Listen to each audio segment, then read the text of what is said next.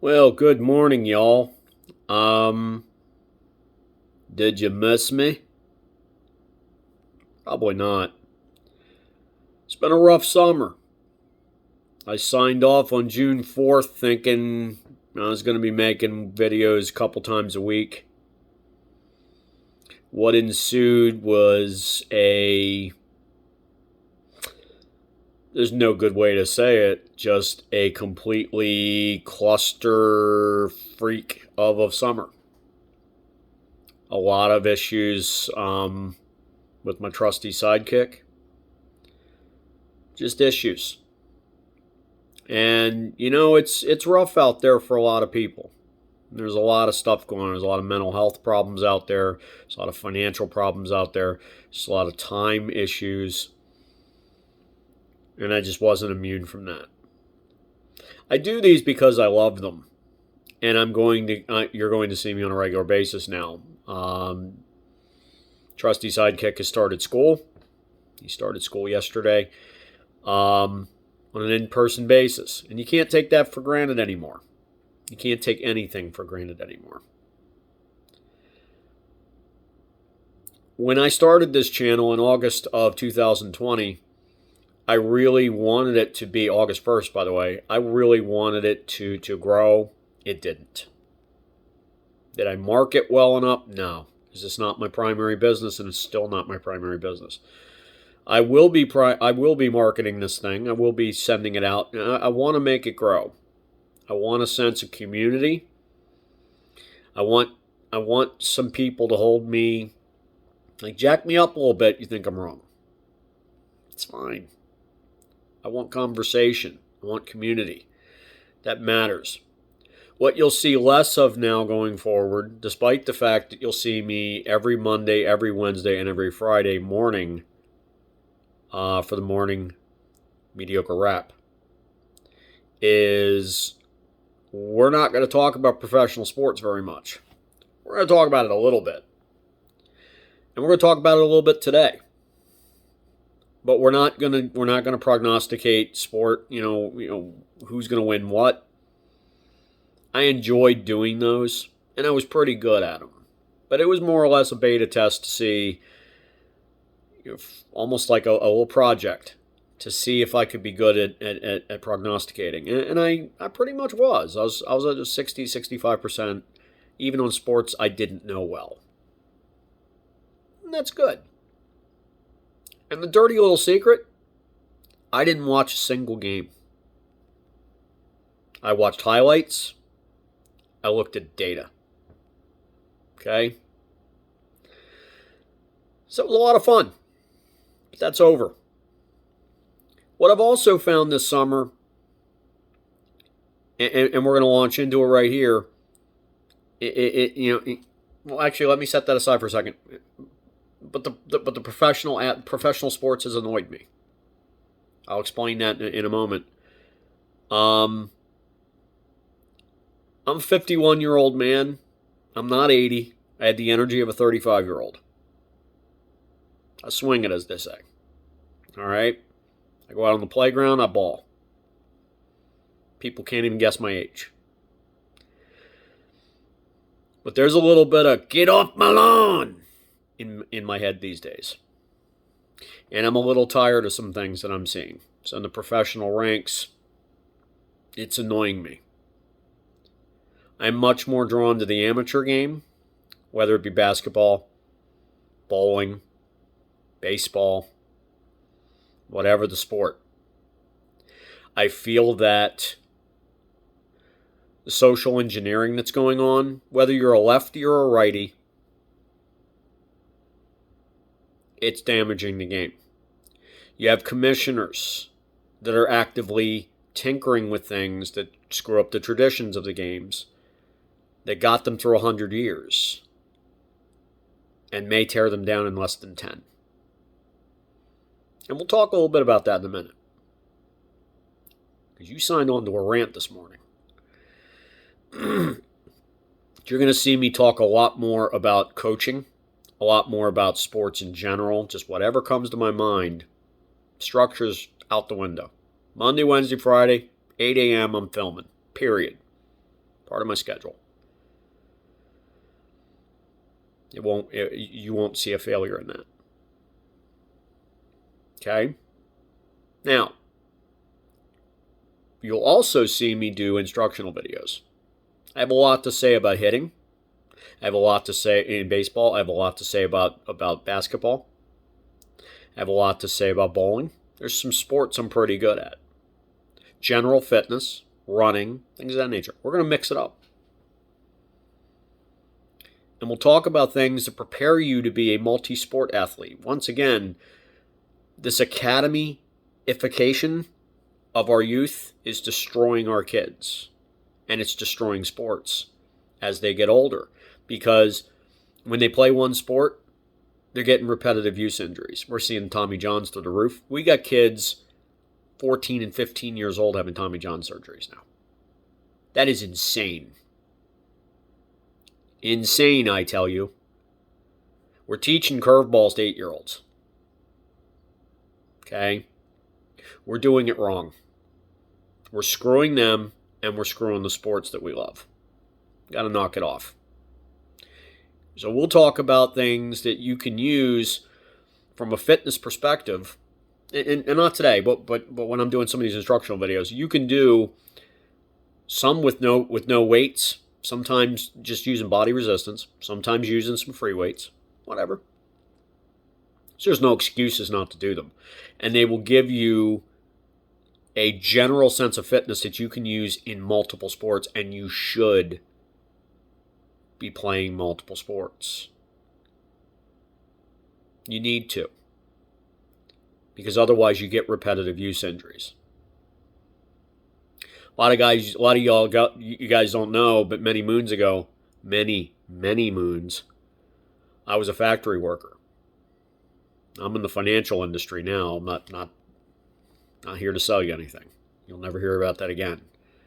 But I work with my brain for a living now.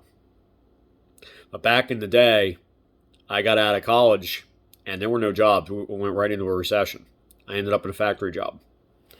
The factory I worked in, guy actually got killed on the job.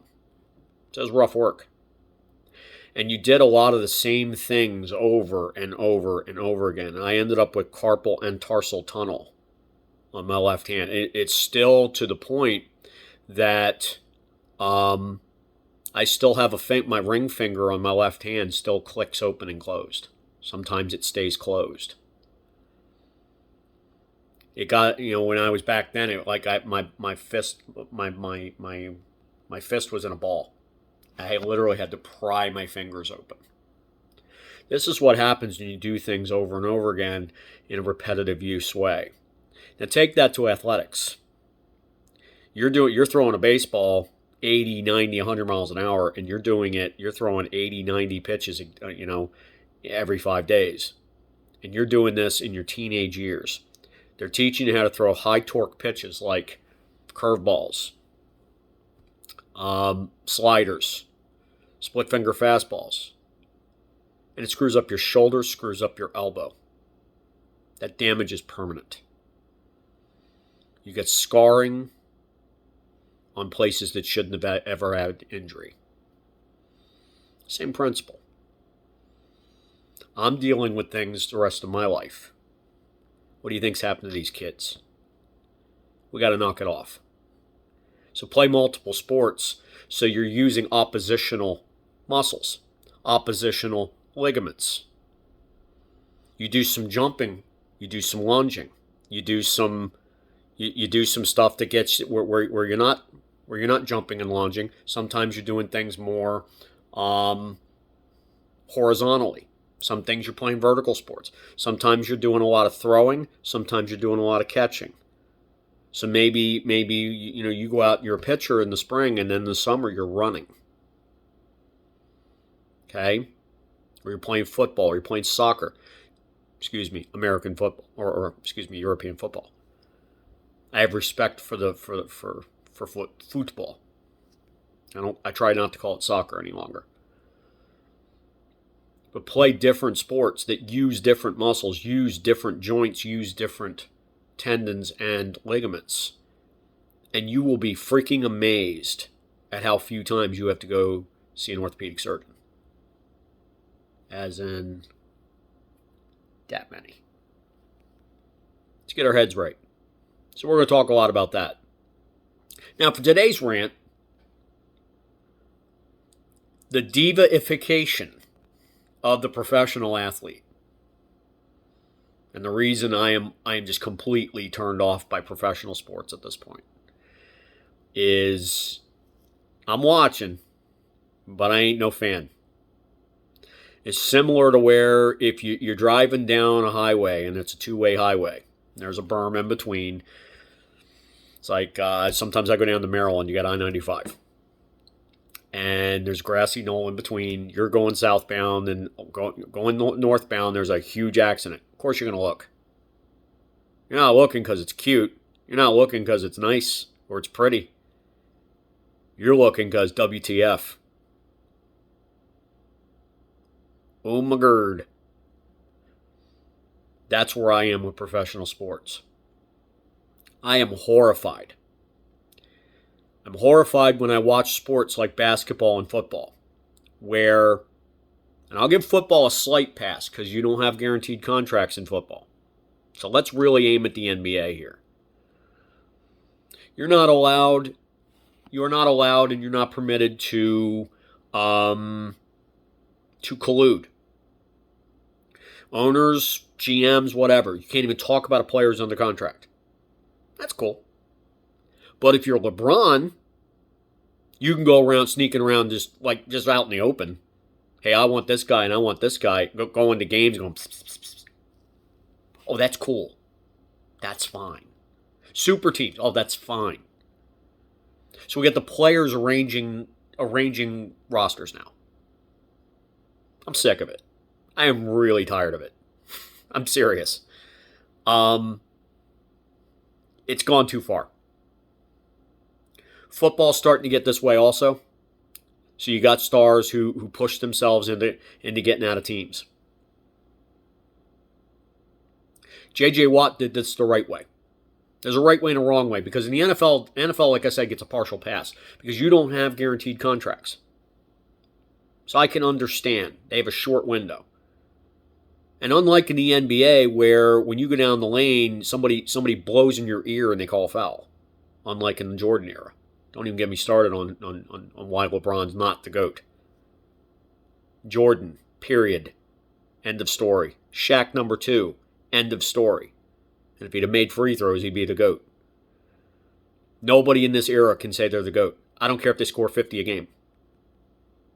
You go down the lane, someone blows on you, and you're getting 2 free throws. It's just stupid. Okay? But they're very soft, and in the NFL, you got 250 to 300 pound grown men running sub 540s, and they're coming to do violence. The NBA goes down the lane, and you get blown on, and it's like, oh, free throws. Bite me, seriously. You're just spitting on the past of your league. I mean, you just made a farce of the entire game at this point. But in football, these guys are doing violence, and there's no guaranteed contracts. You can lose your future when an ACL tear. So I understand wanting to get on a right team or that you have a small window. Gotcha. There's a right way and a wrong way. J.J. Watt did it the right way. He went to management, didn't say a word to the media, and they honored his wishes. That was the correct way to do it. The incorrect way, how every other damn player has done it. Oh, excuse me. The cornerback in Miami, and the name's escaping me, who just this summer had been working with, say he's number 2, had been working with the Miami Dolphins, and they had not honored him. So then he came out with this list of things he had done, and he needed to be paid more. He ended up getting paid more. He didn't just use it to get out of it. He got value. It's okay. He went to them first. He didn't go out in the media and act like a jackass. That stuff bothers me. So we have a diva culture where the players are trying to run the gig. Wrong. These owners, okay? Daniel Snyder's a prick. Honestly, if you meet him, you'd probably want to punch him in the face. Here's an unfortunate thing. And I'm going to say it. The Redskins. It's his team. He either by debt or by equity put hundreds of millions of dollars on the table. Where have anybody else put money on the table in helping the Washington Redskins? Or purchasing them? Or putting it, paying the players? Nobody. It's his team. So the social justice stuff, we got to get rid of that too, a little bit. Can we stop being butthurt? Can we try that for a while? The greatest generation ever, the ones that won World War II, they're looking down from heaven and going, what are you effing people doing? Trust me. I'm not clairvoyant or anything, but I'm pretty sure they are. That's what toughness was. We get butthurt over someone looking at you cross-eyed. Grow up. When Daniel Snyder tells me the new name of the team, I'll adopt it. Until then, it is the Washington Redskins. Period. I'm tired of the butthurt culture. I'm tired of the diva culture. Tired of all of it. I'm tired of people who decide when they're going to work out. If they're going to work out. Union rules where they basically they barely come to work. Tired of it.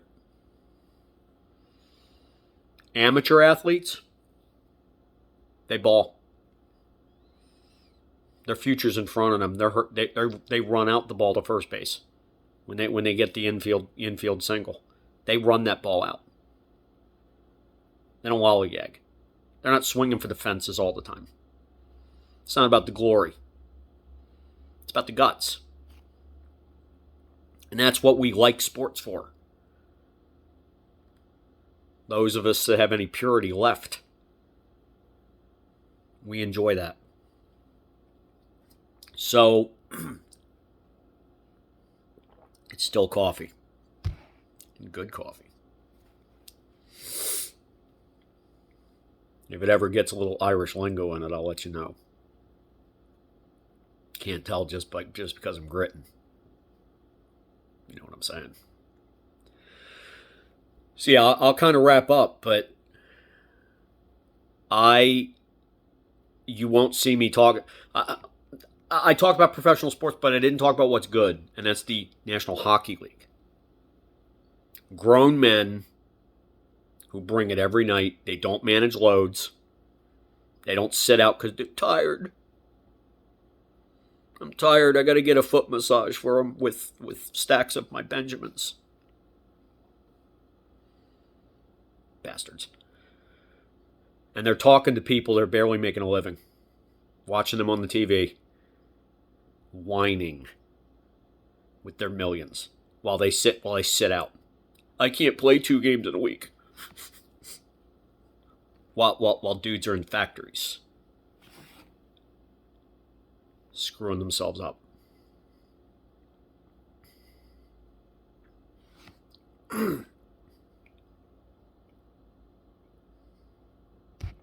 So we'll talk about amateur sports. We'll talk about sports that matter. We'll talk about coaching concepts. If I see certain personnel situations or whatever, how would I handle it? How can we teach something well? Whatever hits me. I'm going to go freestyle Buck Wally on you, as they used to say back in the day. You're going to have to look that one up probably. Buck Wiley. But I will bring it. All right? Love you guys. Please like, comment, subscribe, hit the ringy dingy, say all. Spread it far and wide. The channel, that is. Crack myself up.